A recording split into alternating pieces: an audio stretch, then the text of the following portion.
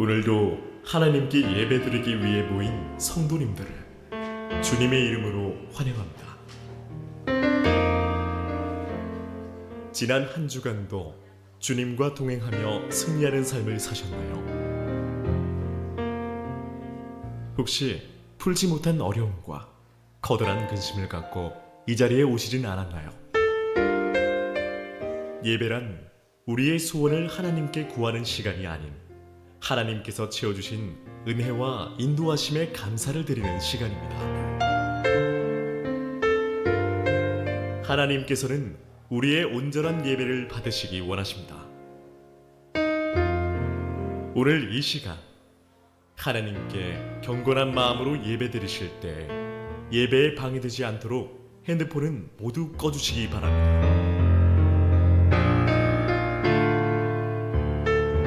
오늘도 차고 넘치게 채우시는 하나님의 은혜를 기대하며 마음과 정성을 다해 경건한 예배를 드리겠습니다.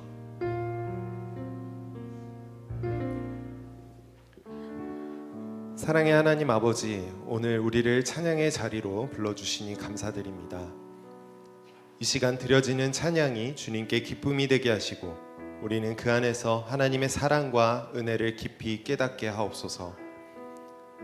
세상의 근심과 걱정은 잠시 내려놓고 오직 주님께만 집중하는 거룩한 예배의 자리가 되게 하옵소서. 모든 영광을 주님께 돌리며 예수님 이름으로 기도드립니다. 아멘. 할렐루야. 주일 2부 예배 가운데 나오신 모든 성도님들을 주님의 이름으로 환영하고 축복합니다. 옆에 계신 성도님들과 오늘도 인사하겠습니다. 반갑습니다. 환영합니다. 반갑습니다. 네, 이번 주 중고등부와 초등부 겨울 사역이 진행되고 있습니다. 우리 자녀들이 찬양하고 기쁨으로 예배하는 모습이 얼마나 아름답고 감사한지 모르겠습니다. 분명 주님께서도 더 기뻐하면서 그 자리에 함께 하셨을 줄 믿습니다. 오늘 저희들도 성경학교에 나온 마음으로 함께 기쁨으로 박수치며 찬양했으면 좋겠습니다.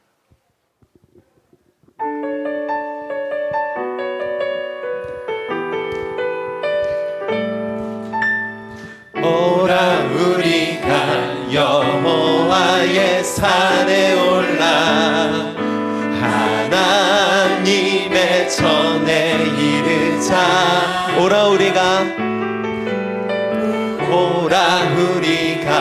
여호와의 산에 올라 하나님의 전에 이르자. 주님의 도를 배우고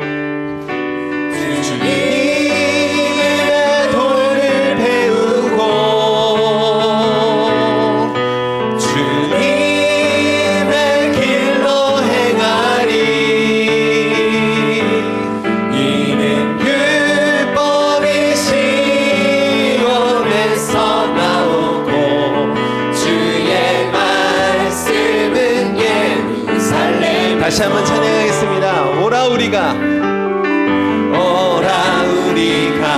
여호와의 산에 올라 하나님의 전에 이르자. 오라 우리가 여호와의 산에 올라 하나님의 전에 이르자. 주님의 도를 배우고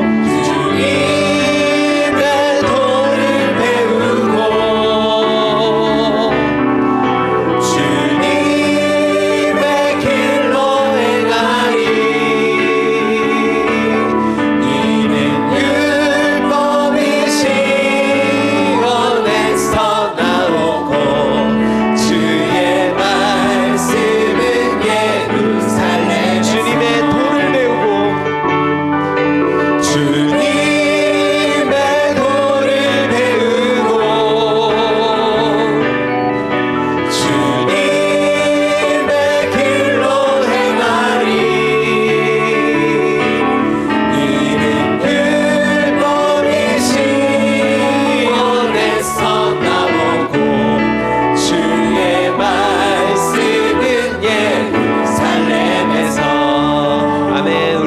박수로 영광 올려드리겠습니다. 아멘.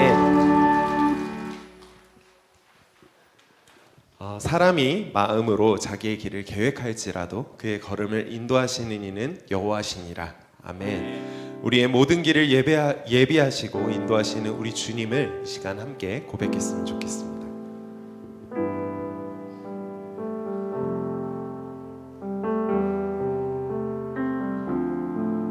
주님 내 길 아시네. 주님 내 길 아시네. 흔들린 그 길에도 함께해. 주님 내 길 아시네. 멈춰진 나의 삶에도 함께. 나의 힘이 되신 주, 나의 힘이 되신 주, 항상 같은 곳에서 주가 나의 도움 되시네. 나의 길이 되신 주, 변함없으신 계획, 주가 나의 모든 걸음 되시네. 우리 다시 한번 고백할 텐데 이 찬양의 가사가 여러분의 삶의 자리에서 그 모든 어려운 가운데서 여러분들의 고백이 되길 원합니다. 주님 내 길 아시네. 주님 내 길 아시네. 흔들린 그 길에도 함께해. 주님 내 일 하시네. 멈춰진 나의 삶에도 함께해. 나의 힘이 되신 주, 나의 힘이 되신 주, 항상 같은 곳에서 주가 나의 도움 되시네. 나의 길이 되신 주, 변함없으신 계획, 주가 나의 모든 걸음 돼. 나의 힘이 되신 주, 나의 힘이 되신 주, 항상 같은 곳에서 주가 나의 도움 되시네. 나의 길이 되신 주, 변함없으신 계획, 주가 나의 모든 걸음 돼.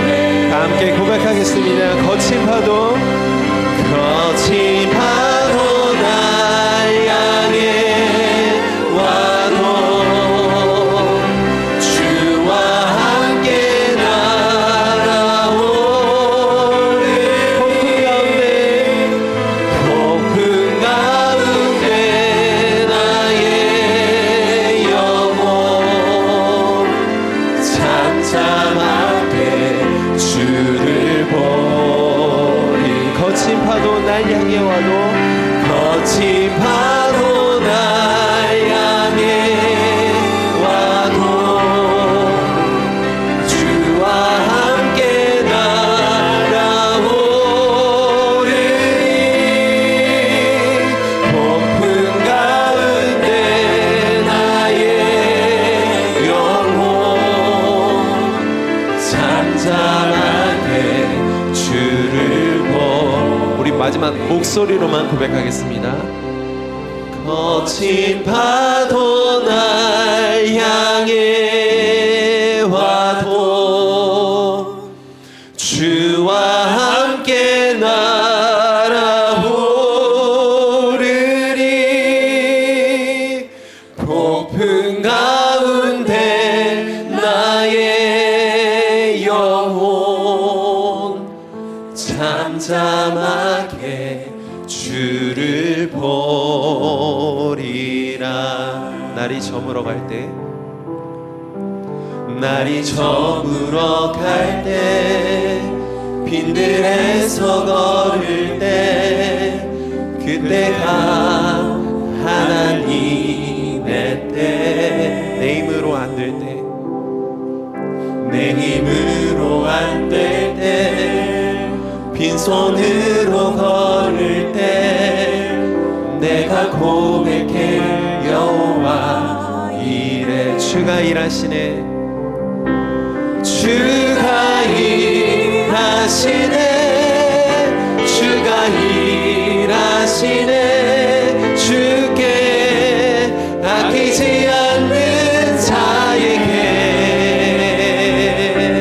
주가 일하시네 주가 일하시네 신뢰하며 걷는 자에게 우리 다시 한번 처음부터 찬양하겠습니다. 날이 저물어 갈 때 날이 저물어 갈 때 빈들에서 걸을 때 그때가 하나님의 때 아멘 내가 내 힘으로 안 될 때 빈손으로 걸을 때 내가 고백해 여호와 이래 주가 일하시네 주가 일하시네 주가 일하시네 주께 아끼지 않는 자에게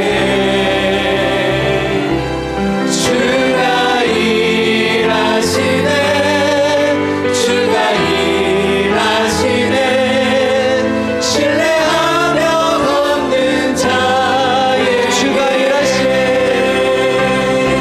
주가 일하시네 주가 일하시네 주께 아끼지 않는 자에게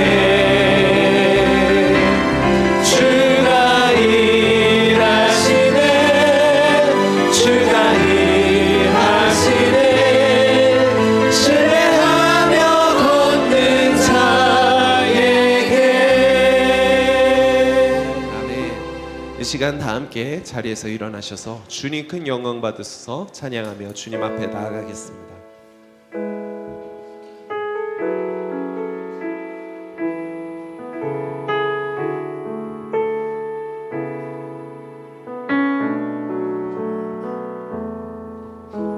주님 큰 영광 받으소서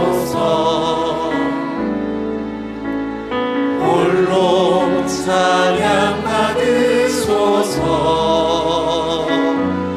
모든 이름 위에 뛰어난 그 이름 온 땅과 하늘이 다 찬양해 겸손하게 우리 무릎 꿇고 주 이름 앞에 영광 돌리세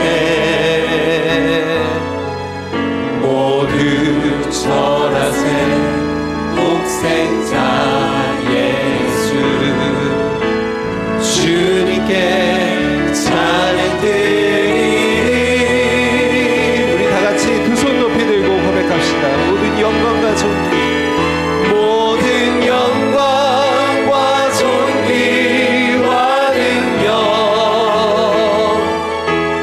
받으소서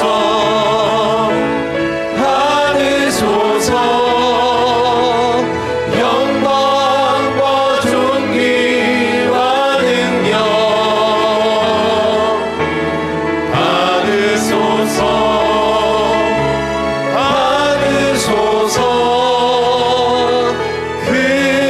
그리스도 살아계신 하나님 택하신 자녀를 영원토록 붙들어 주시는 하나님 아버지, 하나님께서 택하신 백성에게 더 크고 놀라운 은혜를 베풀어 주시기 위해 거룩한 주일을 구별하여 주셔서 감사와 찬송을 올려드립니다. 부르심에 응답하사 성전으로 올라와 예배하는 주의 백성들을 만나 주시옵소서. 기쁨으로 찬송을 올려드릴 때 주님 홀로 영광을 받아주시고 간절한 기도 가운데 주의 자비를 베풀어 주시며 정성껏 준비하여 드리는 예물을 기쁘게 받아 주시옵소서. 존귀하신 예수님의 이름으로 기원하옵나이다. 아멘. 나는 전능하신 아버지 하나님 천지의 창조주를 믿습니다. 나는 그의 유일하신 아들 우리 주 예수 그리스도를 믿습니다. 그는 성령으로 잉태되어 동정녀 마리아에게서 나시고 본디오 빌라도에게 고난을 받아 십자가에 못 박혀 죽으시고 장사된 지 사흘 만에 죽은 자 가운데서 다시 살아나셨으며 하늘에 오르시어 전능하신 아버지 하나님 우편에 앉아 계시다가 거기로부터 살아있는 자와 죽은 자를 심판하러 오십니다. 나는 성령을 믿으며 거룩한 공교회와 성도의 교제와 죄를 용서받는 것과 몸의 부활과 영생을 믿습니다. 아멘.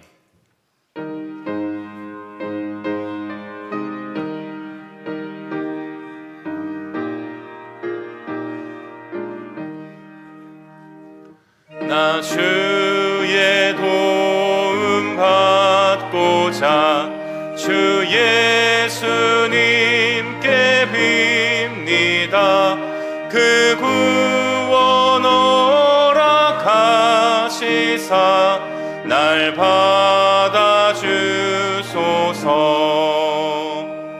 내 모습 이대로 주 받아주소서. 날 위해 돌아가신 주 날 받아주소서. 큰 죄에 빠져 영죽을 날 위해 피 흘렸으니 주 형상대로 빚으사 날 받아주소서. 내 모습 이대로 주 받아주소서. 날 위해 돌아가신 주 날 받아주소서. 내 힘과 결심 약하여 늘 깨어지기 쉬우니 주 이름으로 구원해 날 받아주소서. 내 모습 이대로 주 받아주소서. 날 위해 돌아가신 주 날 받아주소서. 내 주님 서신 발 앞에 나 꿇어 엎드렸으니 그 크신 역사 이루게 날 받아주소서. 내 모습 이대로 주 받아주소서. 날 위해 돌아가신 주 날 받아주소서.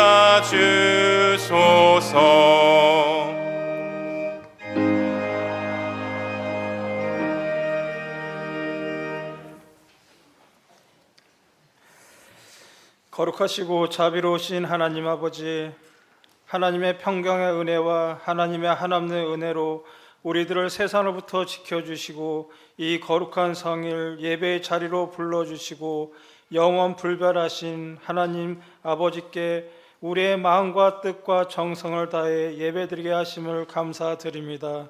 하나님 홀로 영광 받으시옵소서.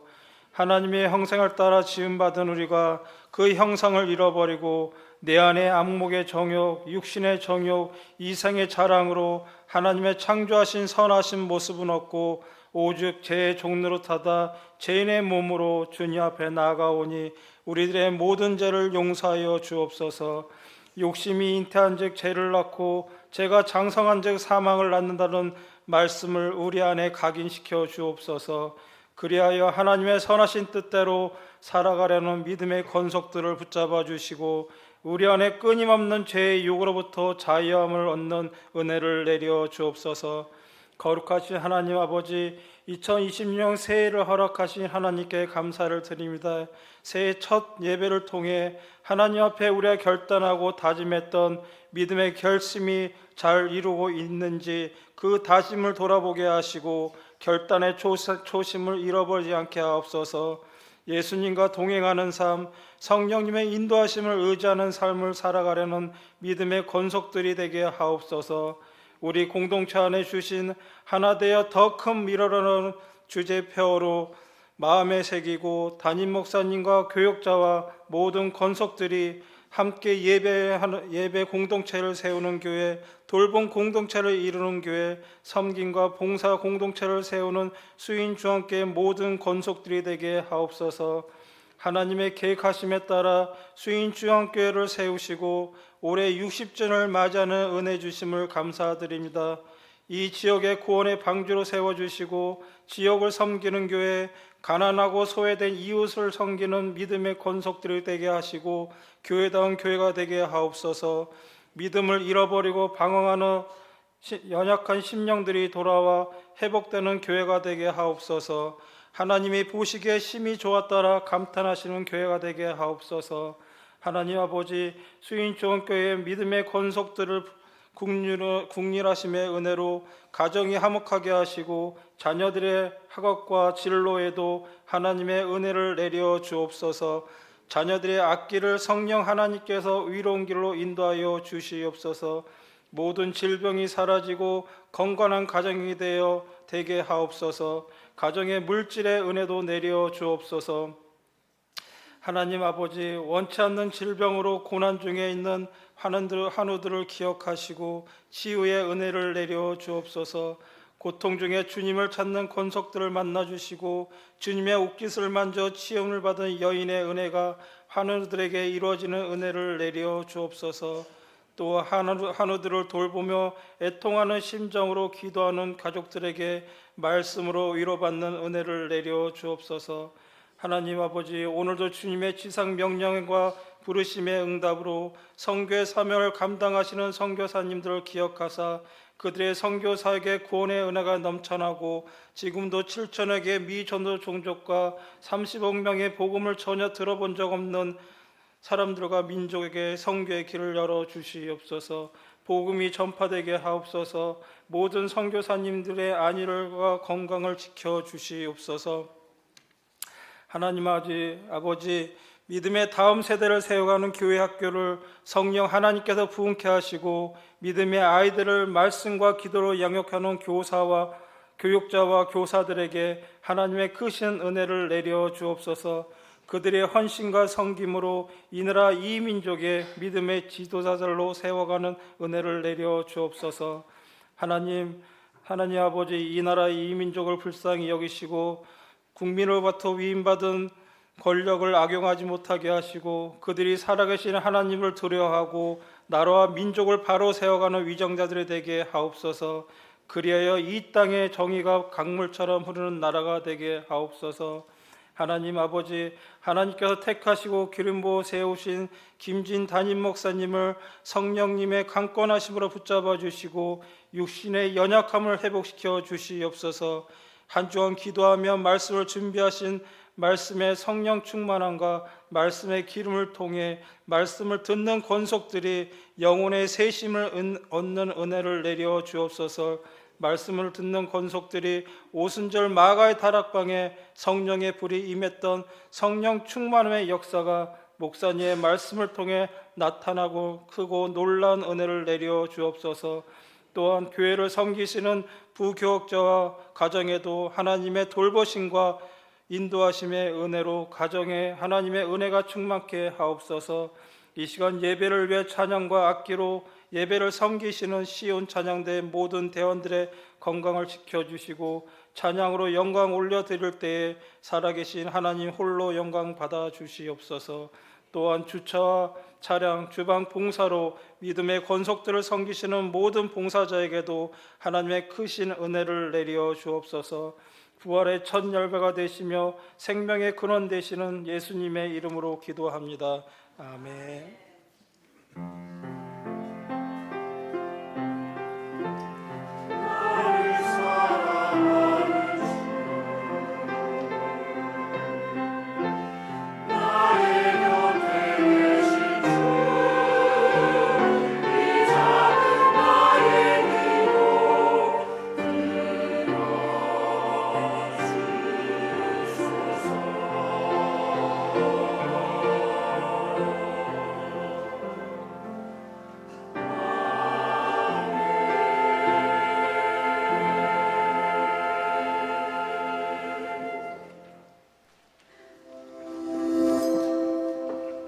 2026년 2월 첫째 주 교회 소식입니다.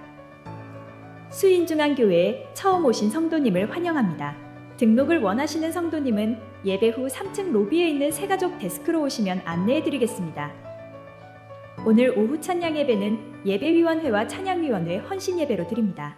헌신예배 강사는 황유한 목사입니다. 2025년도 결산을 위한 공동의회가 오늘 오후 찬양예배 후에 3층 예루살렘 성전에서 진행됩니다. 세례교인 이상 모든 공동의회 회원들은 꼭 참여해 주시기 바랍니다. 2026년 상반기 장학생 신청을 받습니다. 신청 방법은 게시판을 참고해 주시고 오늘까지 사무실로 신청서를 제출해 주시기 바랍니다. 동아리 모임에 참여할 성도님을 모집합니다. 풋살, 족구, 골프, 당구, 탁구, 등산 등 동아리에 참여하길 희망하는 성도님은 1층 부스에서 문의해 주시기 바랍니다. 2월 월삭기도회가 2월 2일 월요일 오전 5시 30분에 진행됩니다. 2월 한 달도 말씀과 기도로 시작하시길 바랍니다. 다음 세대 겨울 성경학교 및 수련회가 진행되고 있습니다. 이번 주에는 청년부 겨울 수련회와 유년부 겨울 성경학교가 진행됩니다. 다음 세대의 구원과 부흥을 위해 많은 기도와 후원을 부탁드립니다. 교구 섬기 및 세미나가 2월 7일 토요일 오전 10시에 2층 베들레헴 성전에서 진행됩니다. 각 교구 장로, 지역장, 구역장, 권찰은 꼭 참여해 주시기 바랍니다. 다음 주일은 주고 없는 주일이며 오후에는 전교인 척사대회가 진행됩니다. 참가 신청은 1층 로비에서 진행되며 자세한 사항은 게시판을 참고하시기 바랍니다. 큐티인 2025년 3월호 신청을 받습니다. 2월 11일까지 구역장 또는 사무실로 신청해 주시기 바랍니다. 로뎀 작은 도서관에서 독서 이벤트를 시행합니다. 2월 3일부터 선착순으로 접수가 진행되며 자세한 내용은 게시판을 참고하시고 많은 성도님의 관심과 참여를 바랍니다. 선교위원회에서 점심 식사 식권을 판매하고 있습니다. 식권 판매 금액은 단기 선교 기금으로 전액 사용되오니 많은 성도님의 적극적인 참여를 부탁드립니다. 2026년 재직을 추가 임명합니다. 임명 명단은 주보를 참고해 주시기 바랍니다. 차량 운행 봉사 안내입니다. 주일 2부 예배 후 기가 차량은 1시 10분에 한 번만 운행하오니 차량 이용에 착오가 없으시기 바랍니다. 정교인이 함께 타협 프로젝트 목적 헌금이 60주년 구입을 목표로 진행되고 있습니다. 정교인이 함께 이용하고 다음 세대도 함께 타게 될 새로운 버스 구입을 위해 다 함께 동참해 주시기 바랍니다. 기타 행사 및 모임 안내는 주보를 참고해 주시기 바랍니다. 성도의 교제입니다. 오늘 아름다운 강단 꽃꽂이는 103구역 김기종 장로 박은성 권사가정에서 범사에 감사하며 봉헌하였습니다. 새가족 사업장 안내입니다.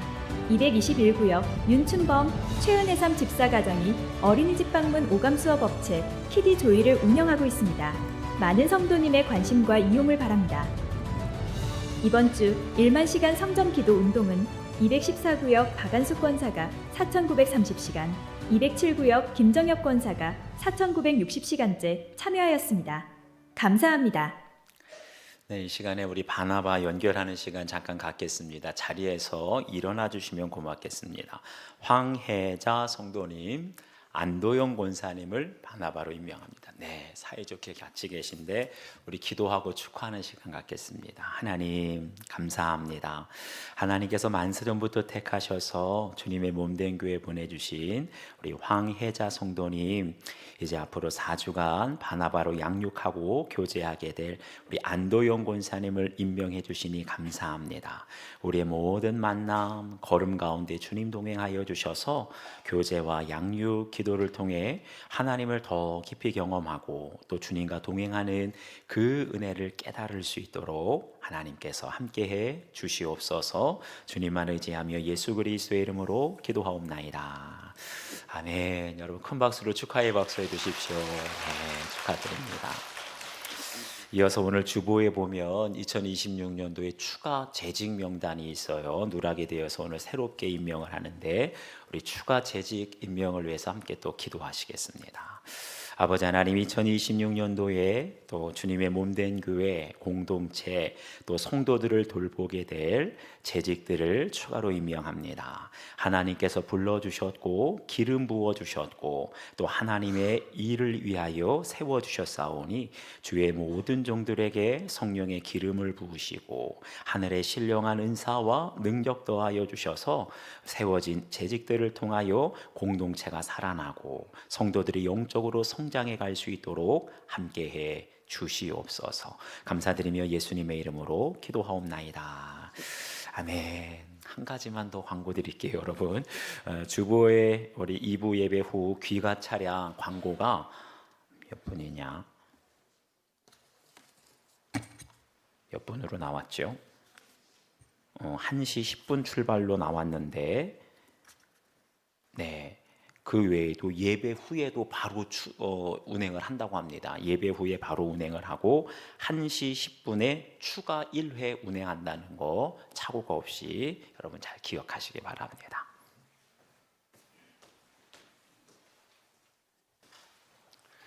주연절 후 네 번째 주일에 우리에게 주시는 하나님의 말씀은 신약 성경 고린도전서 3장 1절부터 15절까지의 말씀입니다. 신약 성경 266면에 있습니다. 고린도전서 3장 1절부터 15절까지 하나님의 말씀을 교독하시겠습니다. 형제들아, 내가 신령한 자들을 대함과 같이 너희에게 말할 수 없어서 육신에 속한 자 곧 그리스도 안에서 어린아이들을 대함과 같이 하노라. 내가 너희를 저지로 먹이고 밥으로 아니하였노니 이는 너희가 감당하지 못하였음이거니와 지금도 못하리라. 너희는 아직도 육신에 속한 자로다. 너희 가운데 시기와 분쟁이 있으니 어찌 육신에 속하여 사람을 따라 행함이 아니리요. 어떤 이는 말하되 나는 바울에게라 하고 다른 이는 나는 아볼로에게라 하니 너희가 육의 사람이 아니리요. 그런즉 아볼로는 무엇이며 바울은 무엇이냐? 그들은 주께서 각각 주신 대로 너희로 하여금 믿게 한 사역자들이니라. 나는 심었고 아볼로는 물을 주었으되 오직 하나님께서 자라나게 하셨나니 그런즉 심는 이나 물 주는 이는 아무것도 아니로되 오직 자라게 하시는 이는 하나님뿐이니라. 심는 이와 물 주는 이는 한 가지이나 각각 자기가 일한 대로 자기의 상을 받으리라. 우리는 하나님의 동역자들이요 너희는 하나님의 밭이요 하나님의 집이니라. 내게 주신 하나님의 은혜를 따라 내가 지혜로운 건축자와 같이 터를 닦아두매 다른 이가 그 위에 세우나 그러나 각각 어떻게 그 위에 세울까를 조심할지니라. 이 닦아둔 것 외에 능히 다른 터를 닦아둘 자가 없으니 이 터는 곧 예수 그리스도라. 만일 누구든지 금이나 은이나 보석이나 나무나 풀이나 짚으로 이 터 위에 세우면 각 사람의 공적이 나타날 터인데 그날이 공적을 밝히리니 이는 불로 나타내고 그 불이 각 사람의 공적이 어떠한 것을 시험할 것임이라. 만일 누구든지 그 위에 세운 공적이 그대로 있으면 상을 받고 함께 읽겠습니다. 누구든지 그 공적이 불타면 해를 받으리니 그러나 자신은 구원을 받되 불 가운데서 받은 것 같으리라. 아멘.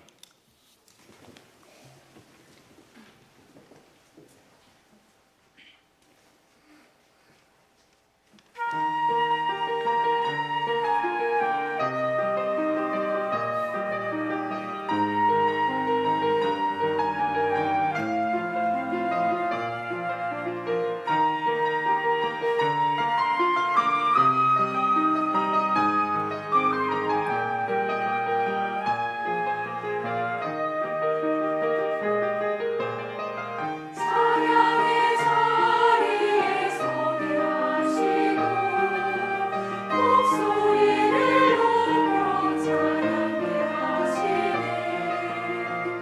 우리 함께 모여 찬양 드릴 수 있으니 이 얼마나 기쁜 일인가.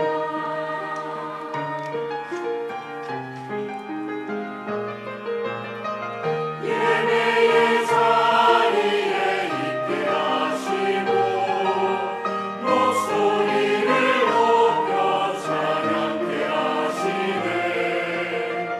우리 함께 모여 예배드릴 수 있으니 이 얼마나 기쁜 일인가. 간절했던 소망을 담아 우리 모든 소리를 모아 찬양받기 합당하신 우리 주님께 감사 찬양 올려드리세. 우리 다시 기쁨의 찬양 마음 다해 기뻐 찬양해. 주님께 영광을 찬양을 드리세.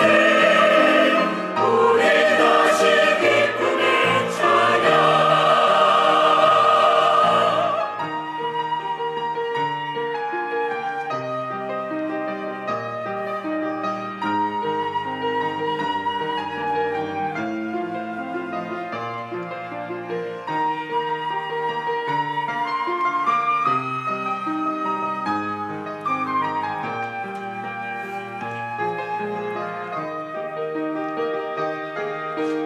간절했던 소망을 담아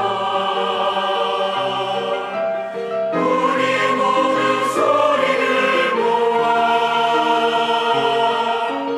찬양받기 합당하신 우리 주님께 감사 찬양 올려드리세. 우리 다시 기쁨의 찬양 마음 다해 기뻐 찬양 기뻐 찬양. 주님께 영광의 찬양을 드리세. 우리 다시 기쁨의 찬양. 주님께 영광의 찬양을 드리세. 우리 다시 기쁨의 찬양. 할렐루야. 기쁨의 찬양. 할렐루야. 기쁨의 찬양. 기쁨의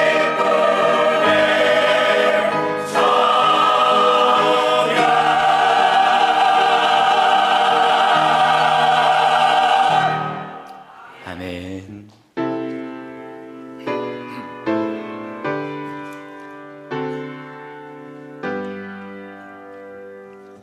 모든 것이 주께로부터 왔으니 이 예물을 주께 드리나이다.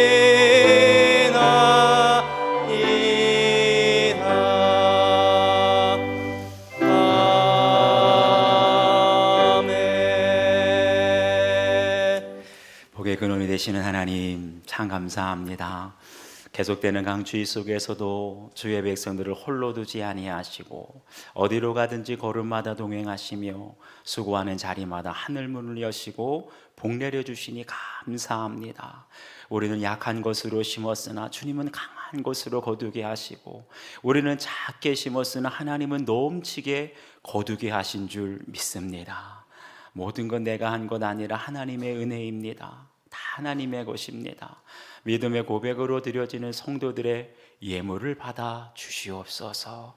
드리는 손길들의 눈물을 주께서 씻어 주시며, 우리 인간의 힘으로는 도저히 해결할 수 없는 문제들이 있습니다. 주님 간섭하시고 함께하여 주셔서 하나님의 때에 풀어주시고 해결하여 주시옵소서. 주여 말씀하여 주시옵소서. 주의 말씀을 통하여 우리가 보게 하여 주시고, 주의 말씀하여 주실 때 우리가 듣게 하여 주시고, 주님 말씀하여 주실 때 우리의 상한 심령이 깨끗이 치유함을 받을 수 있도록 말씀으로 역사하여 주시옵소서. 우리의 어린아이의 일을 깨닫게 하시고 다시 한번 주의 말씀을 통하여 하나님의 뜻대로 성장해 갈 수 있도록 도와주시옵소서. 감사드리며 예수 그리스도의 이름으로 기도하옵나이다. 아멘. 할렐루야. 우리 좌우에 계신 분 누가 인사 나누십시다. 샬롬. 네. 제가 우리 앞에 계신 권사님 때문에 얼마나 힘이 나는지 몰라요. 저는 여러분에게 샬롬해도 아멘 크게 하시면은 설교자가 힘이 나요. 제가 작다고 여러분도 작게 하면 제가 힘이 빠져요. 다시 한번 우리 저를 좀 힘을 내게 하기 위해서 다시 한번 좌우에 있는 분들과 힘차게 인사합시다. 샬롬. 얼마나 힘이 나겠어요, 제가. 네. 얼마 전에 책을 한 권 읽었는데, 김창옥 씨가 쓴 지금 사랑한다고 말해보세요 라는 책을 읽었는데, 거기에 보면 미국 맨하튼이라는 뉴욕의 센트럴 파크가 있는데, 이것이 한 1850년도에 세워졌어요. 그런데 이것이 세워진 배경에 대해서 설명해 주고 있습니다.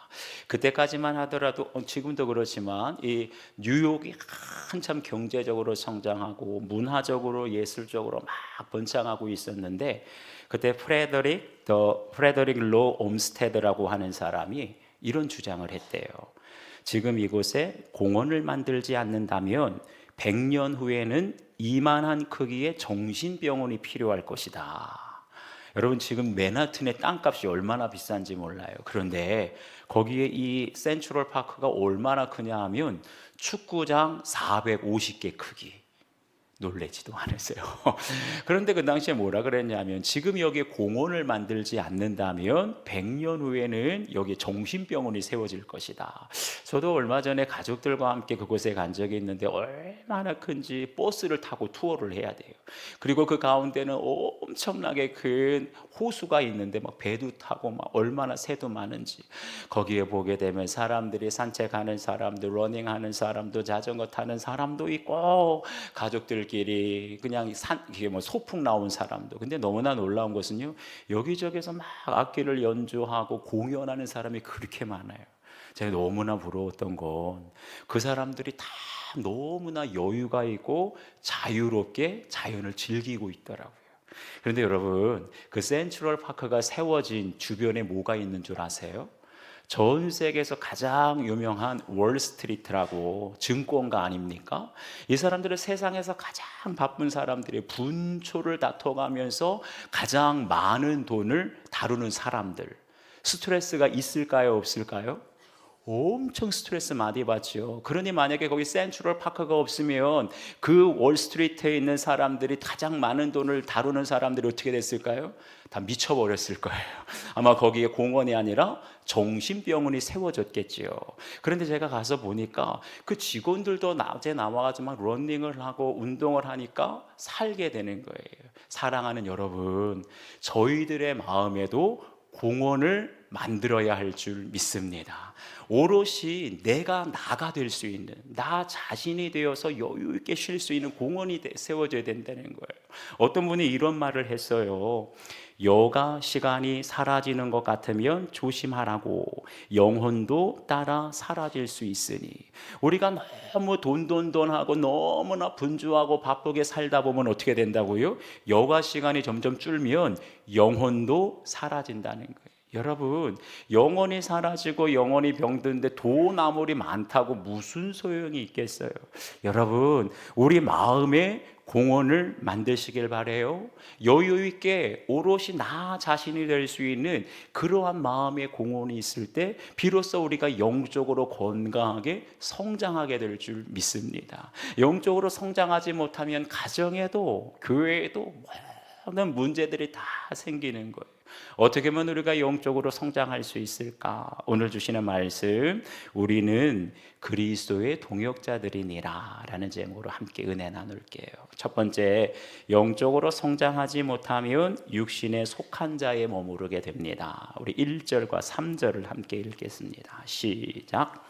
형제들아, 내가 신령한 자들을 대함과 같이 너희에게 말할 수 없어서 육신에 속한 자 곧 그리스도 안에서 어린 아이들을 대함과 같이 하노라. 너희는 아직도 육신에 속한 자로다. 너희 가운데 시기와 분쟁이 있으니 어찌 육신에 속하여 사람을 따라 행함이 아니리요. 아멘. 여기 보니까 형제들아, 내가 신령한 자들을 대함과 같이 너희들을 말할 수 없어서 육신에 속한 자 곧 그리스도 안에서 어린아이를 대함과 같이 하노라. 어떤 사람이 있어요? 신령한 자, 그리고 육신에 속한 자가 있다는 거예요. 신령한 자는 어떤 사람이냐? 성령을 받고 영적인 일들을 분별할 수 있는 사람, 하나님의 지혜 받은 사람이죠. 그런데 육신에 속한 사람은 어떤 사람이냐? 그리스도 안에서 어린아이와 같은 사람, 영적으로 좀 미숙한 사람이라는 거죠. 그런데 여기서 우리가 눈여겨볼 것은, 물론 기대는 하지 않지만 지난주에 설교 기억하세요? 지난주에는 뭐라 그랬냐면 신령한 자와 육에 속한 자. 그런데 오늘은 신령한 자와 육신에 속한 자. 조금 차이가 있는데 육에 속한 자와 육신에 속한 자는 달라요. 구분하고 있어요. 육에 속한 자는 구원받지 못하고 성령도 받지 못한 사람, 가리켜서 The Natural Man, 자연인이라 그러죠. 불신자. 그런데 육신에 속한 사람은 어떤 사람이냐? 성령 받았어요. 구원을 받았어요. 그런데 여전히 어때요? 세상의 가치관대로 욕심과 정욕을 따라 살고 세상 자랑하면서 살아가는 마치 영적인 어린아이 같은 사람이라는 거죠. 그러면서 뭐라고 말하냐면 너희는 아직도 육신에 속한 자로다. 성령은 받았지만 여전히 세상적이라는 거지요. 한마디로 말하면 뭐겠어요? 저희들처럼 몸은 교회에 있어요. 그런데 생각하는 것이나 생활하는 것은 누구랑 똑같다고요? 자연인, 불신자들하고 다를 게 없는 사람들. 그런 사람들이 어떤 사람이에요? 그런 사람들이 바로 육신에 속한 사람. 남들처럼 불신자들처럼 우리도 더 많이 가졌으면 좋겠고 더 높아지면 좋겠고 더 많이 누렸으면 좋겠고 이러한 욕심과 정욕을 따라 살아가는 사람들이 육신에 속한 사람들. 찔려요, 안 찔려요? 엄청 찔리네. 나도 몸은 교회에 있는데 불신자들과 다를 게 없는데. 그런데 그런 육신에 속한 사람들, 영적인 어린아이들에게 나타나는 증거가 있다는 겁니다. 그게 뭐냐? 너희 가운데 시기와 분쟁이 있다. 교회 가운데 공동체 안에 시기와 분쟁이 있다는 건 무슨 증거예요? 육신에 속해 있는 자, 영적인 어린아이의 증거라는 거예요. 이 시기라는 말에는 열심이라는 뜻도 있어요. 긍정적인 뜻이죠. 그래서 로버트슨이라고 하는 성서학자는 이 말을 이렇게 설명을 합니다. 열심히 바른 지식과 동행하지 않을 때 시기로 변하기 쉽다. 원래 열심이라는 말은 좋은 뜻이잖아요. 날마다 하나님의 말씀을 묵상하고 말씀대로 훈련할 때는 열정적으로 교회를 섬기게 된다는 거예요. 좋은 뜻이지요. 그런데 우리가 성령을 받고도 말씀을 묵상하지도 양육받지도 않게 되면 처음에는 열심히 섬겼는데 나중에는 어때요? 남들과 비교하고 경쟁하면서 시기하게 된다는 거예요. 처음에는 정말 성령 받고 열심히 했어요. 그런데 말씀과 동행하지 않게 되니까 그것이 경쟁과 시기로 변질되는 거죠. 그렇게 되면 어떻게 돼요? 공동체 안에서 서로 다투고 분쟁하면서 나눠질 수밖에 없다는 거예요. 이렇게 공동체 안에 시기와 분쟁이 나타나는 것이 바로 육신에 속한 자, 영적 어린아이라는 거예요. 그런데 여기 말씀을 보니까 특별히 바울이 강조하는 단어가 하나 있습니다. 그게 뭐냐 하면 아직도 육신에 속한 자로다. 이 아직도라는 말이 무슨 뜻이겠어요? 너희가 성령을 받은 지가 얼만데, 너희가 예수님 믿고 구원받은 지가 얼만데, 신앙의 연수가 그렇게 오래됐는데 아직도 육신에 속한 자냐? 아직도 너희가 영적인 어린아이의 일을 벗어버리지 못했냐? 우리 이렇게 말하고 있는 거예요. 여러분, 여기에 중요한 메시지가 담겨져 있습니다. 우리가 성령을 받아도 신앙의 연수가 아무리 오래돼도 영적으로 성장하지 못하면, 자라나지 못하면 어떻게 된다고요? 그러면 육신에 속한 자가 되는 거예요. 성령을 받았지만, 신앙의 연수가 오래됐지만 우리가 성장하지 않으면 어린아이의 일을 벗어버리지 못한다는 거예요. 여기서 제 마음속에 한 가지 질문이 생겼어요. 아니 왜 고린도 교회는 성령도 받고, 왜 고린도 교회는 충분히 연수가 오래됐는데 영적으로 성장하지 못하고 시기와 분쟁이 나타나는 영적인 어린아이와 같을까? 이런 궁금증이 생겼어요. 예전에도 한번 소개해드렸던 것처럼 드린 적이 있는데, 나는 나무에게 인생을 배웠다라는 책을 보면 나무의 성장하는 과정을 설명합니다. 그래서 아무리 큰 나무라고 그래도 씨앗은 어떨까요? 작아요. 씨앗은 작다는 거예요. 그런데 그 씨앗이 심겨져 가지고 땅에서 싹을 트게 되면 놀랍게도 이 나무 의사인 우종영 선생님이 계속 관찰했는데, 아무리 큰 나무도 처음에 싹을 트고 나서는 몇 년 동안 성장하지 않는데요. 왜 그럴까? 그 이유를 이렇게 설명을 합니다. 막 싹을 틔운 어린 나무가 생장을 마다하는 이유는 땅 속의 뿌리 때문이다. 작은 잎에서 만들어낸 소량의 영양분을 자라는 데 쓰지 않고, 위로 자라는 데 쓰지 않고 오직 뿌리를 키우는 데 쓴다. 여러분, 뿌리는 눈에 보일까요? 안 보일까요? 눈에 안 보여요. 땅 속으로 깊이 뿌리 내리는 데 쓴다는 거예요. 눈에 보이는 생장보다는 자기 안에 힘을 다지는 데 집중하는 것이라 볼 수 있다. 제 이 부분이 굉장히 인상적이었어요. 처음에 나무가, 그 큰 나무가 자랄 때 처음부터 위로 자라는 것이 아니라 안에, 눈에 보이지 않는 뿌리에, 땅 속에 뿌리 내리는데 모든 힘을 쓴다는 거예요. 어떤 고난이 닥쳐도 살아남을 수 있는 힘을 비축하는 시기, 뿌리에 온 힘을 쏟는 어린 시절을 유형기라고 한다. 그런데 제가 여기에서 그치는 것이 아니라 공동체와 성장이라는 책을 쓴 장반이라는 분이 있는데 똑같은 얘기를 해요. 공동체의 성장도 나무와 같지 않다는 거예요. 이런 말을 합니다. 공동체가 성장하기 위해서 가장 중요한 것은 뿌리를 내리는 것이다라고 말해요. 여러분, 나무에 뿌리 내리는 건 물을 찾아가잖아요. 그러면 공동체의 뿌리는 어디로 내릴까요? 생수의 근원 되시는 예수 그리스도께 뿌리를 내려야 된다는 거예요. 그러면 이게 뭘까? 뿌리를 내린다는 것이 뭘까요? 나무도 처음부터 외적으로 눈에 보이지는 성장이 아니라 그랬잖아요. 땅 속으로 마찬가지예요. 뿌리를 내린다는 건 사람들에게 보여지는 외적인 사역, 봉사가 아니라는 거지요. 뿌리를 내린다는 건 보는 사람이 아무도 없어도 골방으로 들어가서 기도하는 것, 이게 뿌리 내리는 거예요.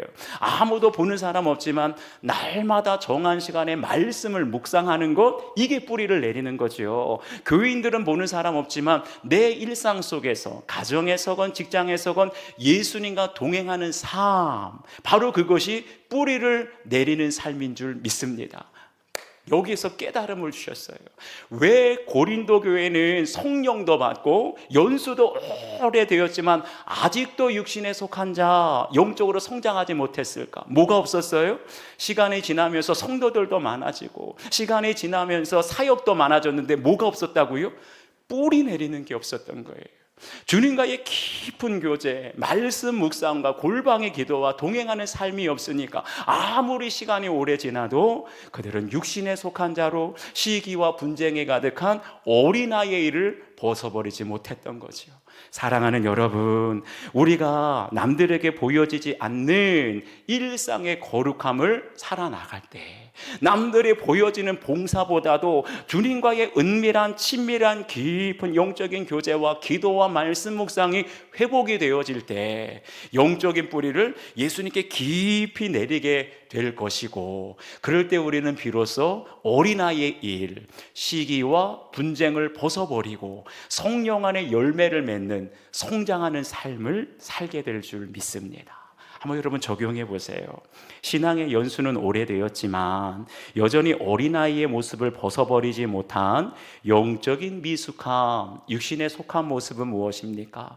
당연하게 여기지만 내 안에 욕심이 가득하다, 정욕이 가득하다, 여전히 시기와 분쟁이 가득하다, 그건 당연한 거 아니에요. 내가 육신에 속해 있는 거예요. 성장에 멈춘 거예요. 이제는 그런 모습을 당연하게 받아들이는 것이 아니라 정말 그리스도께 뿌리를 깊이 내리고 해마다 영적으로 성장해 가며 성령의 열매를 맺는 여러분이 되시기를 축복합니다. 두 번째, 하나님과의 살아있는 관계를 통해서만 성장할 수 있습니다. 6절부터 8절까지 함께 읽겠습니다. 시작. 나는 심었고 아볼로는 물을 주었으되 오직 하나님께서 자라나게 하셨나니 그런즉 심는 이나 물 주는 이는 아무것도 아니로되 오직 자라게 하시는 이는 하나님뿐이니라. 심는 이와 물 주는 이는 한 가지이나 각각 자기가 일한 대로 자기의 상을 받으리라. 아멘. 앞에 5절을 보면 아볼로는 무엇이며 바울은 무엇이냐, 이거 뭐 대답하라고 하는 질문이 아니에요. 한마디로 말하면 아니 뭐 바울과 아볼로와 바울이 뭐 대단한 사람이라고 그 사람들을 막 치켜세우고 자랑하고 그러고 있냐 책망하는 거지요. 한마디로 말하면 교회에서 아무리 위대한 사역자라도 결국 하나님 앞에서는 어때요? 먼지 같은 사람, 새 발의 피 같은 존재다. 그거 잊지 말라는 거죠.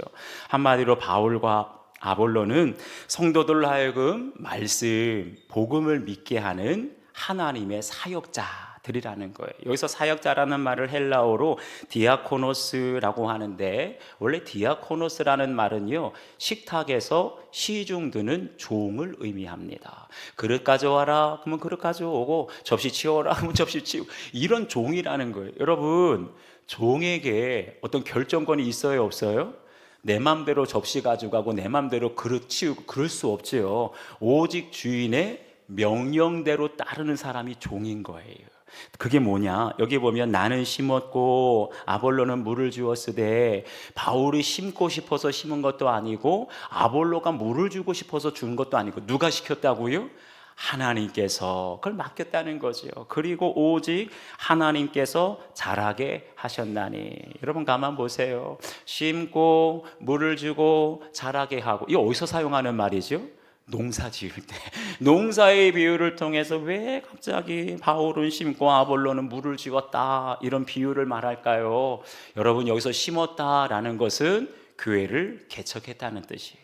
물을 주었다, 이 말은 성도들을 말씀으로 양육했다는 거죠. 한마디로 말하면 바울이 심었다, 바울은 고린도 교회를 개척한 사람이고, 아볼로가 물을 주었다, 이건 뭐예요? 그 뒤를 이어서 아볼로가 말씀으로 양육하고 목회했다는 것입니다.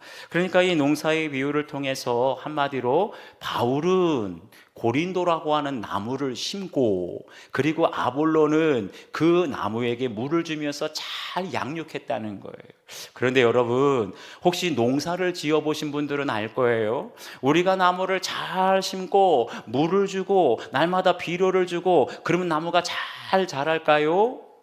여러분, 저는 사실은 문외한이에요. 농사 잘 못 집니다. 그런데 예전에 집에서 나무를 키워보니까 물을 아무리 열심히 줘도 죽더라고요. 왜요? 햇빛이 안 들어가지고.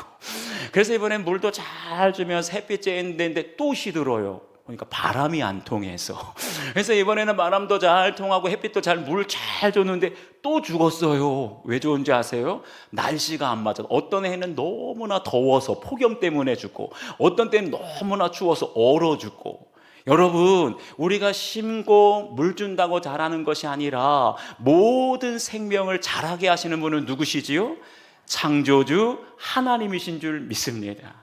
모든 걸 자라게 하시는 하나님께서 때로는 심는 사람으로 바울을 부르신 거예요. 때로는 모든 만물을 자라게 하시는 하나님께서 물을 주는 사람으로 아볼로를 동역자로 불러주신 줄 믿습니다. 그래서 심는 바울과 물 주는 아볼로를 동역자로 삼아서 하나님의 나무인 고린도 교회를 자라게 해주시고 열매 맺게 하시는 줄 믿습니다. 근데 여기서 한 가지 궁금했어요. 과연 이 비유를 통해서 오늘 바울이 우리에게 주는 메시지, 요지가 과연 뭐냐? 아니, 나무를 심는 자가 있고 물 주는 자가 있지만 자라게 하시는 이는 하나님이시다. 이거 삼척동자도 다 아는 거 아니에요? 저 같은 사람이나 모르지 다 아는 사실인데 이걸 왜 말하고 있을까? 여러분, 머리로는 이 농사의 비유를 다 알고 있는데 우리가 언젠가부터인가 어때요? 바울처럼 교회를 심고 교회를 개척하는 사람만 있으면, 아볼로처럼 양육을 기가 막히게 잘하는 양육 전문가만 있으면, 그러면 하나님이 없이도 교회가 얼마든지 세워질 수 있다는 이런 착각 속에 산다는 거죠. 왜 바울파로 아볼로파로 나눠졌겠어요? 우리는 바울처럼 교회 개척 잘하는 사람만 있으면 돼. 아니야. 우리는 아볼로처럼 양육의 전문가만 있으면 우리 교회는 세워질 수 있어. 이러한 착각 속에 산다는 거죠. 그게 뭡니까? 그게 바로 조직이고 시스템이에요. 여러분, 초대교회 때는 조직도 없었고 시스템도 없었어요. 오직 뭐만 있었죠?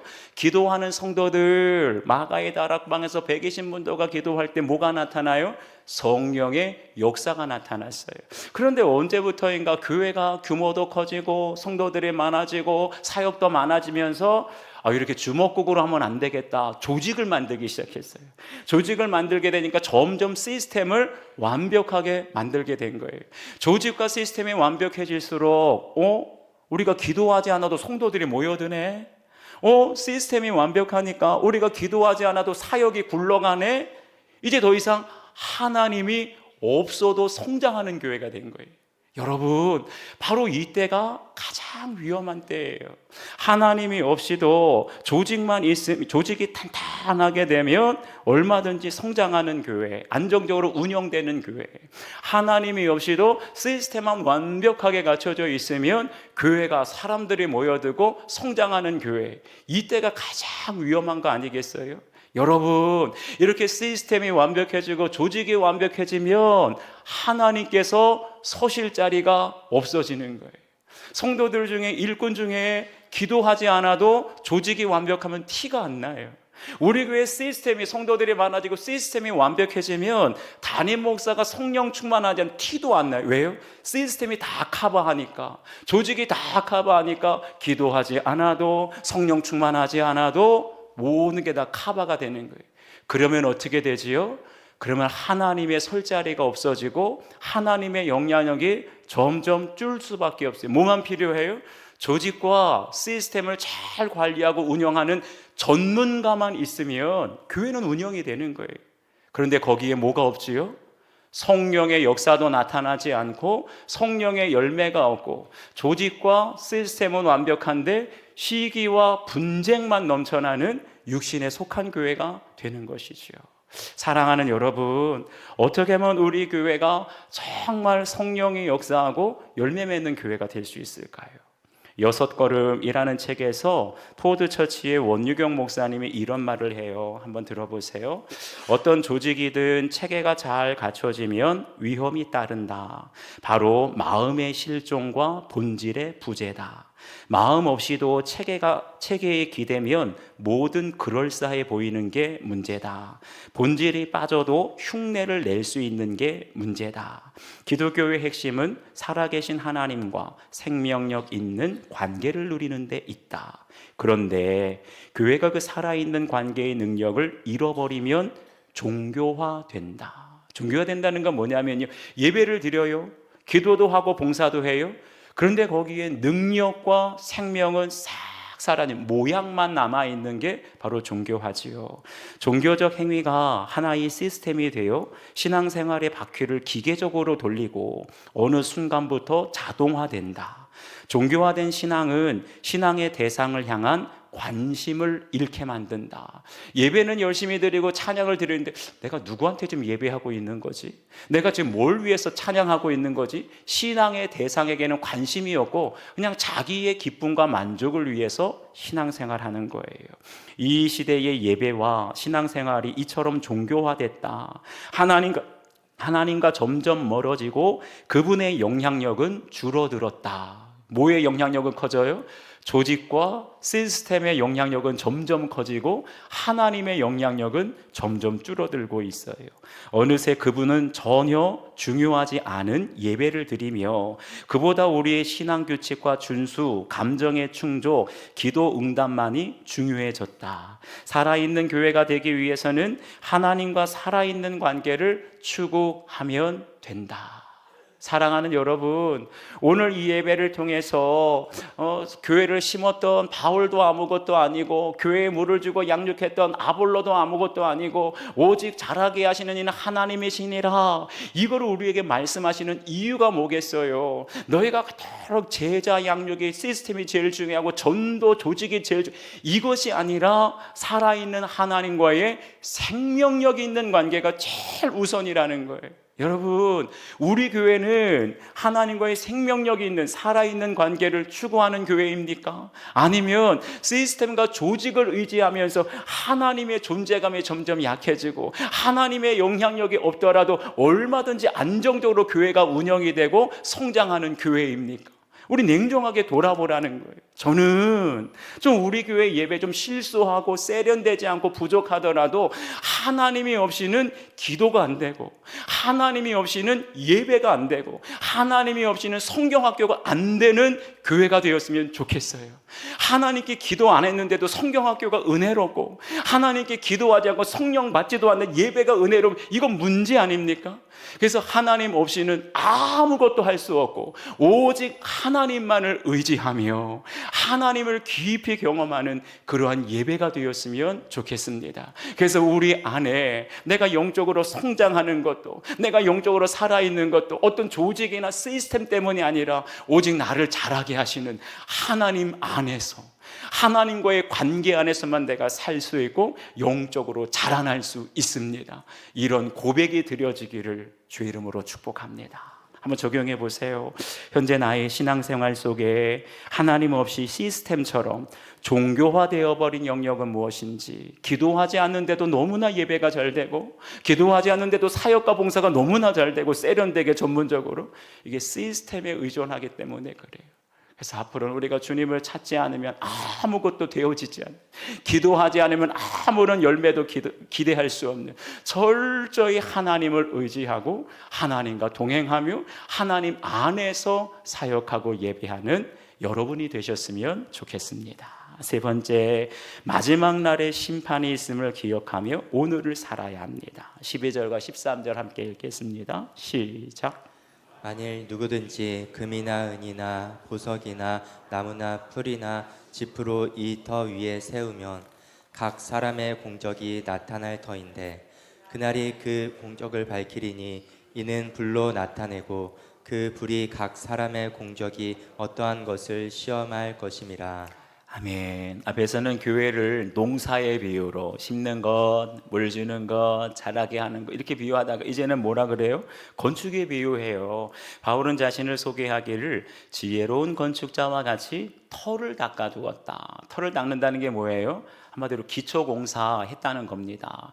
제가 우리 교회 성전 건축할 때 보니까 제일 시간이 오래 걸리고 제일 신중하고 철저하게 하는 게 뭐냐? 기초 토목공사예요. 그 중에 제일 중요한 게 뭔지 아세요? 집안 검사를 해야 돼요. 지질 검사를. 왜냐하면 여기에 만약에 뻘이 나오고 집안이 약해버리면 어때요? 건물을 아무리 아름답게 지어도 기울어지고 균열이 생기고 다시 지어야 돼요.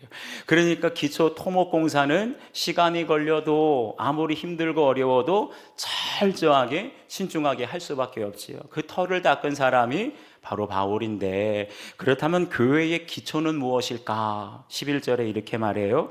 이 터는 곧 예수 그리스도라.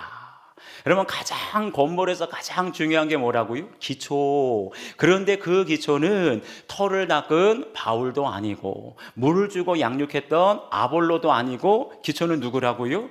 오직 예수 그리스도 한 분밖에 없다. 그러니까 개척하는 사람도 물을 주고 양육하는 사람도 그 기초 위에 세워진다는 거죠.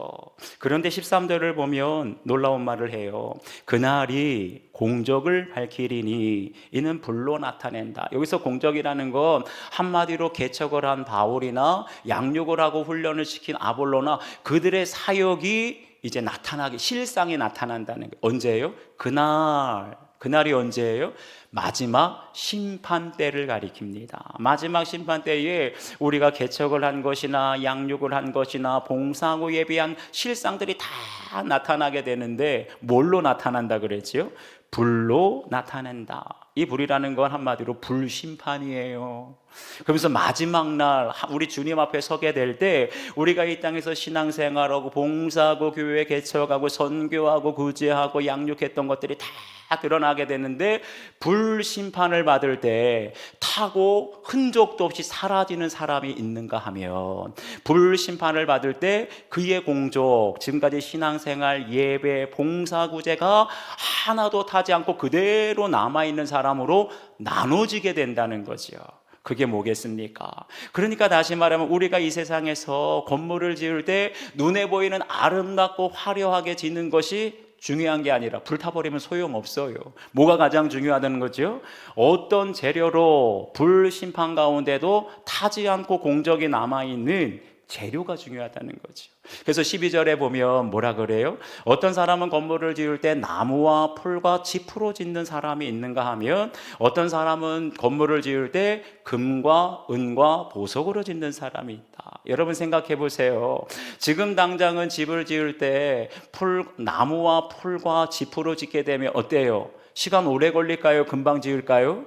뚝딱이지요. 뭐 나무 자르는 거 어렵습니까? 못 박으면 되고. 쉬워요? 어려울까요? 나름대로 어려움이 있겠지만 그래도 금이나 은으로 짓는 것보다는 훨씬 쉽게 간편하게 눈에 보이게도 아름답게 지을 수 있지요. 그런데 문제는 뭡니까? 불나버리면 나무와 풀과 짚으로 지은 거 어떻게 되겠어요? 흔적이 있어요? 없어요? 지을 때는 좋았는데, 편해서 좋았고 빨리 지어서 좋았고 어려움이 없어 좋았는데, 불나면 흔적도 없이 사라지는 거예요. 그런데 금과 은과 보석으로 짓게 되면 나무로 짓는 것보다 어때요? 시간 오래 걸릴까요? 빨리 걸릴까요? 훨씬 오래 걸려요. 쉬워요? 어려워요? 금속 가공하는 거 쉽지 않습니다. 훨씬 불편하고 훨씬 어렵지요. 그런데 나중에 불심판이 있게 될 때, 한마디로 말하면 우리가 건물 짓고 나서 준공검사하게 되잖아요. 하나님 앞에서 준공검사, 불심판으로 준공검사할 때 금과 은과 보석으로 지은 건 탄다 안 탄다? 불이 나도 그 모양 그대로 남아있게 된다는 것이죠. 그러면 여기서 또 질문, 과연 바울이 이 비유로 나무냐 풀이냐 짚이냐 아니면 금이냐 은이냐 보석이냐, 이걸로 오늘 신앙생활하는 저와 여러분에게 도대체 뭘 말하려고 하는 걸까요? 아니 뭐 우리가 뭐 금은 보석 싫어할 사람이 어디 있겠어요? 그게 아니지요. 여러분, 우리가 신앙생활 할 때 지금 당장 나무와 풀과 짚으로 집을 짓는 것처럼 쉬운 것만 좋아하고 빨리빨리 하는 것 좋아하고 편리한 것 좋아하게 되면 나중에 어떻게 된다고요? 주님 앞에 공적이 하나도 남지 않을 수. 지금이야 시간 오래 걸리는 훈련, 불편하고 부담스러운 양육 다 피하면서 어떻게 하면 쉽게 생활하지, 어떻게 하면 편리하게 신앙생활하지, 어떻게 하면 그냥 빨리빨리 신앙생활하지, 이것만 너무나 좋아하다가는 불심판, 하나님의 준공검사 때 아무것도 흔적도 없을 수 있어요. 우리 교회에서 하고 있는 12주간의 예수님의 사람 훈련이나 아니면 30일 동안 매일 예수동행 일기 쓰는 훈련이나 아니면 중보기도학교 8주간 해야 돼요. 근데 거기서 끝나는 게 아니라 끝나면 4개월 동안 중보기도실에 들어서 실습해야 돼요. 힘들어요? 안 힘들어요? 몹시 힘들지요. 훈련과 양육은 빨리 끝나지 않아요. 12주 동안 정말 길더라고요. 4달 가까이 돼요. 12주 동안 훈련받는 건 결코 짧지 않습니다. 그런데 이렇게 시간이 오래 걸리고 힘들고 어렵고 불편한 모든 훈련을 다 마치게 되면 여러분 어떻게 되죠? 어떤 시련이 와도 우리가 흔들리지 않을 것이고 마침내 무엇보다도 주님 앞에 서게 될 때 어떻게 될까요? 우리의 신앙이 금과 은과 보석과 같이 불에도 타지 않는 아름답게 빛나는 공적이 나타나게 될 줄 믿습니다. 그거 우리에게 말하는 거예요.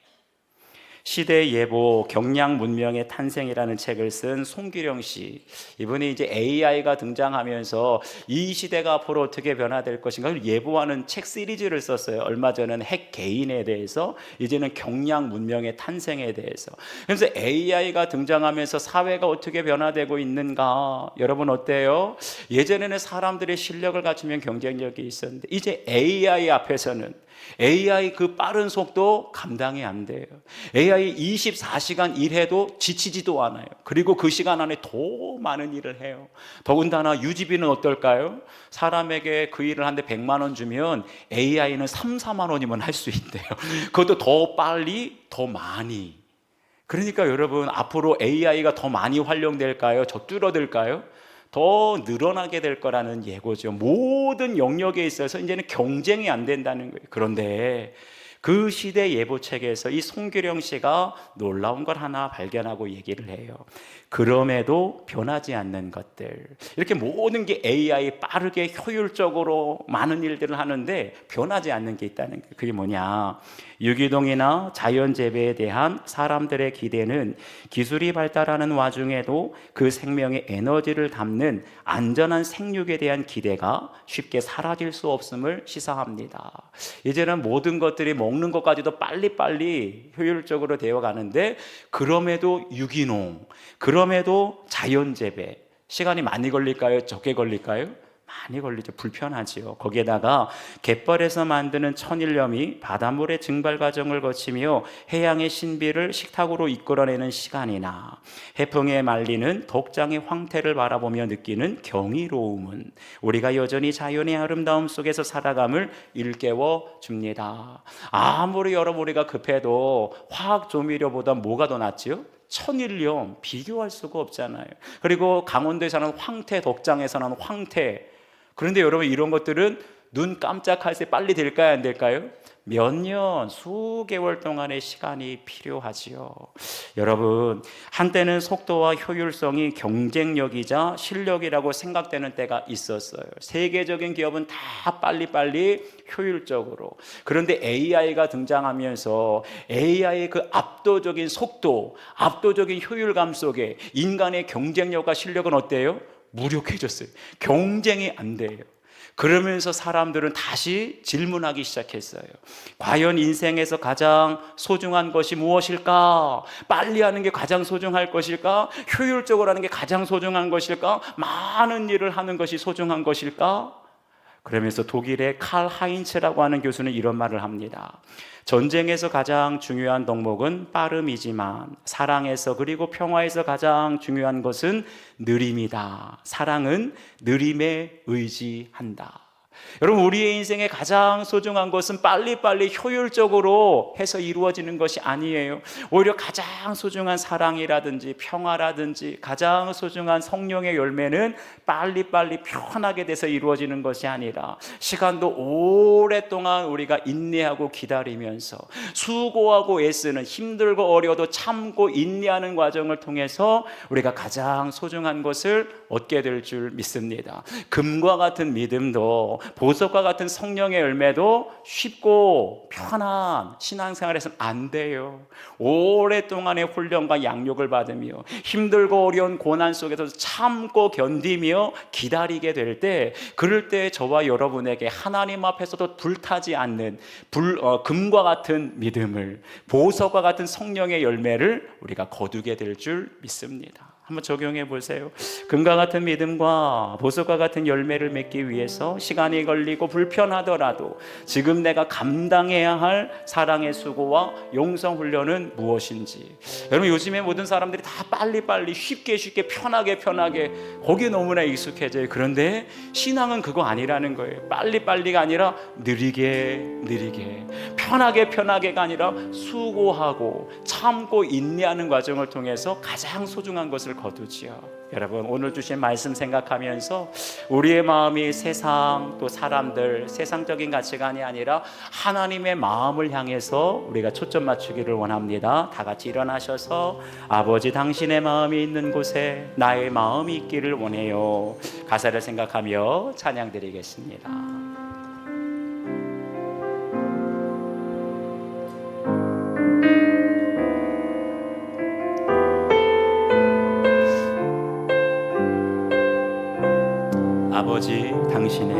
아버지 당신의 마음이 있는 곳에 나의 마음이 있기를 원해요. 아버지 당신의 눈물이 보인 곳에 나의 눈물이 보이길 원해요. 아버지 당신이 바라보는 영혼에게 나의 두 눈이 향하길 원해요. 아버지 당신이 울고 있는 어두운 땅에 나의 두 발이 향하길 원해요. 나의 마음이 아버지의 마음 알아. 내 모든 뜻 아버지의 뜻이 될 수 있기를. 나의 온몸이 아버지의 마음 알아. 내 모든 삶 당신의 처음부터 다시 한번 고백할게요. 아버지 당신의 마음이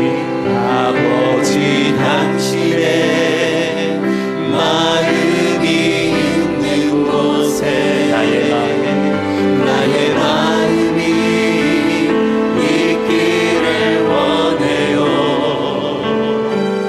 아버지 당신의 눈물이 보인 곳에 나의 눈물이 보이길 원해요.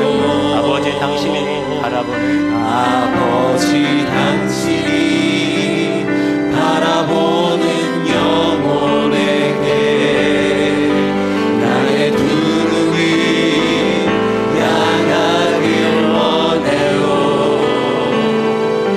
아버지 당신이 울고 있는 어두운 땅에 나의 두 발이 향하길 원해요. 나의 마음이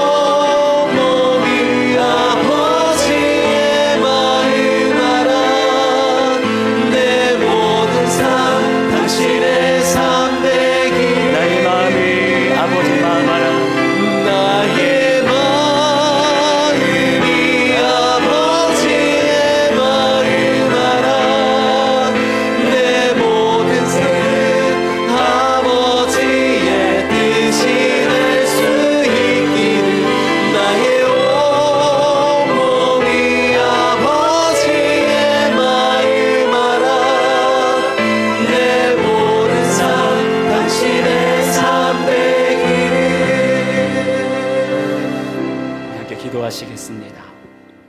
이제는 우리를 구원하신 주 예수 그리스도의 은혜와 아버지 하나님의 무한하신 사랑하심과 성령님의 교통하심과 인도하여 주심이 나는 부족하고 미련하고 연약하지만 나를 하나님의 동역자로 삼아주시고 불러주셔서 나를 통하여 하나님의 마음을 알아 하나님의 뜻대로 살아가기를 원하는 머리 숙인 주의 모든 백성들 머리 위에와 가정, 직장, 일터 위에 통일될 이 나라와 민족 위에 영원토록 함께 하시길 간절히 축원하옵나이다.